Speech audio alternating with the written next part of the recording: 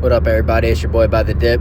Today we're getting into the top 3 best option strategies in my opinion. These got the lowest risk with the highest profit possibility. All right, let's get into it, guys.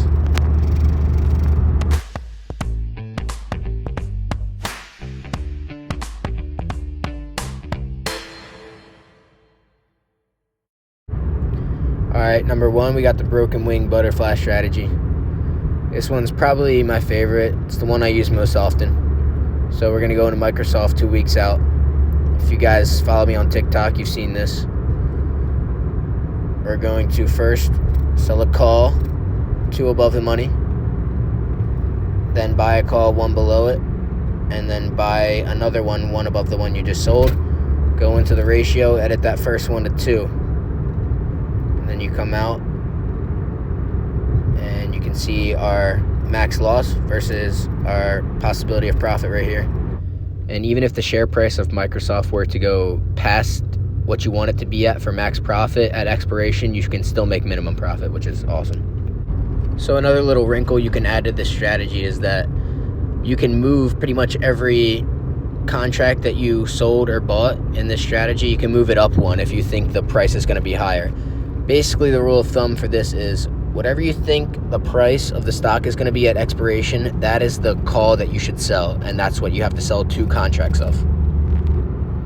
And then to add to that, you can do the exact inverse of what I just showed if you think the stock is going to drop a little bit or if you're bearish on it. So what you do is you sell a call 2 below the money, then you buy the one below that, and then you buy another one 2 above the one you just sold, and you do the same thing. You edit the ratio to 2 contracts of the one you're selling, and as you can see by the graph below, you will profit if the share price of the stock goes down.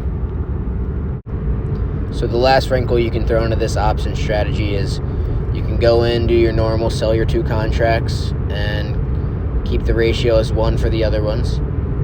Or if your budget's a little bit higher, you can sell 10 of those and change the other 2 to 5 contracts. So you can do this for any amount of contracts you want, depending on how big or small your budget is. But all you have to do is make sure that the 2 contracts, the 2 bottom contracts, are half of however many you're selling. So if you're selling 20, you want to have 10 for the other 2. And if you're selling 50, you want to have 25 for the other 2. You guys get the point. All right, number 2, we got the iron albatross strategy. For this strategy, we are going to use Netflix as the example. We're going to go 1 week out. So what we're going to do is sell 1 call above the money and sell another one below that, and then buy the one below that one, and then buy another one above the one we sold that was in the money. So we're basically just bookending the 2 ones that we sold. So as you can see, this kind of gives us a tabletop looking graph where the top of that is our max profit possibility. So we get our max profit as long as the share price stays between the 2 contracts that we sold. So if it stays and expires between those 2 strike prices, we're going to make our max profit possibility. So we can do another little thing similar to what we did with the broken butterfly strategy, where we can basically decide what we think the share price is going to be at the expiration of our contracts and sell 2 contracts at the strike prices we think that the share price is going to expire at, and then we buy 1 below that one and 1 above it like I did right here. Then we can even make the range wider for what we think the stock price is going to expire at. So we can do that by kind of leaving a space, leaving a contract in between the 2 ones that we sell, and then same thing with the ones that we buy.